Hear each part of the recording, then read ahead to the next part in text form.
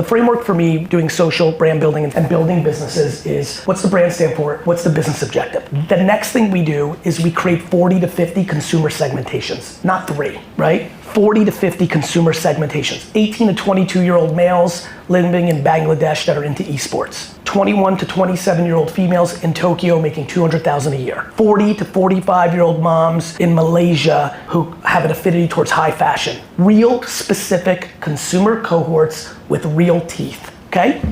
Next on that is called PAC, platforms and culture. Like, do you actually understand what the platforms are doing? Next, which platforms are you creating for? You've now gone the whole way down. Now we're gonna pick Instagram and Facebook and Twitter. And for me, every brand that's in this room should be on all of them.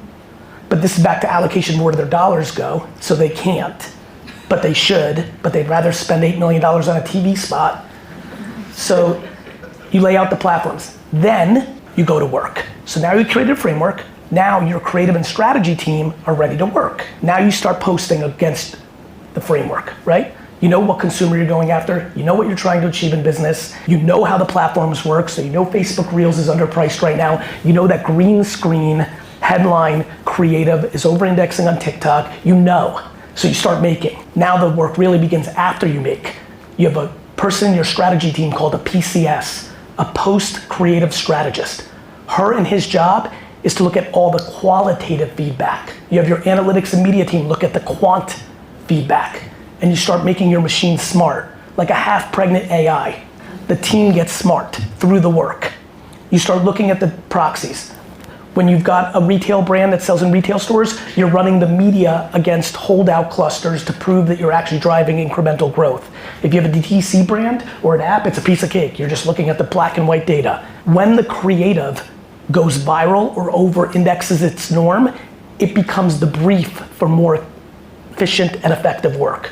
So now the virality, based on the consumer sentiment and intent and truth, becomes a proxy to your brief, not a strategist sitting in an office, going on Reddit for 4 hours, writing a brief.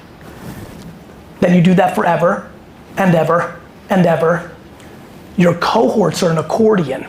As you start getting affirmation that something's not working, you actually eliminate Malaysian moms 40, 45 because you aren't finding affinity. Your creative team hasn't hit the mark.